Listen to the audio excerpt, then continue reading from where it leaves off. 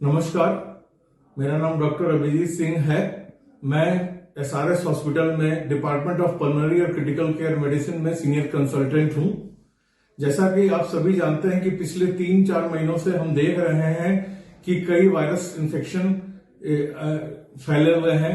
काफी लोगों को दिक्कतें हो रही हैं और उनको वायरल इन्फेक्शन हो रहा है, जैसे कि swine flu, common flu, H3N2 और अब हम पिछले 10 दिनों से देख रहे हैं कि कोविड के केसेस भी लगातार बढ़ते जा रहे हैं। ऐसा मानना है कि हम इनसे रिकवरी तो कर रहे हैं, लेकिन रिकवरी होने के बाद हमने एक चीज देखी है कि लोगों को काफी लंबी खांसी हो रही है, जो कि 4 से 6 हफ्ते तक भी जा रही है।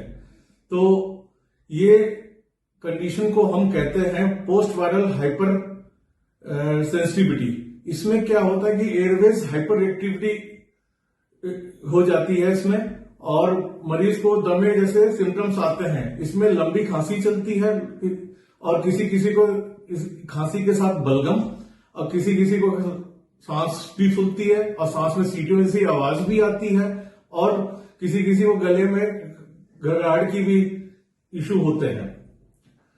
हमें इसके लिए क्या करना चाहिए, मैं आपको कुछ टिप्स देना चाहूंगा।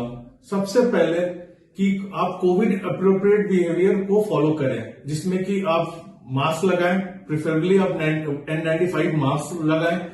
दूसरा, आप सोशल डिस्टेंसिंग के नियमों का पालन करें। तीसरा, आप हैंड वॉशिंग करें।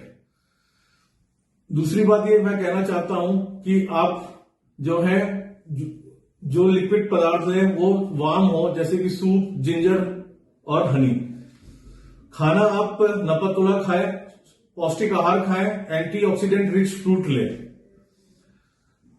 प्रदूषण और से बचें, धूम्रपान से बचें, और घर पे एयर प्यूरिफायर का इस्तेमाल करें। अगर आप पहले से आपको कोई बीमारी है, कोई जैसे दमा, ILD या कोई पोस्ट कोविड सिक्विली, तो मैं चाहता हूं जो रूटीन मेडिसिन आप उसको कंटिन्यू करें। कोई भी मेडिसिन बिना डॉक्टर के पूछे ना लें, एंटीबायोटिक का मिसयूज ना करें। हर दवा को आप डॉक्टर से पूछ के ही उसका इलाज करें।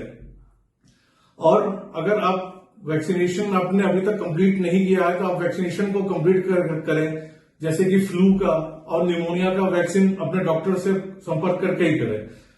अंत में मैं यही कहना चाहता हूं कि अगर आपकी खांसी 4 से 6 हफ्ते में कंट्रोल नहीं होती है, तो आप तुरंत डॉक्टर को दिखाएं, डॉक्टर से सलाह लें। हो सकता है कि ये बीमारी कोई निमोनिया या TB या किसी और फंगल इन्फेक्शन की भी हो सकती है। धन्यवाद।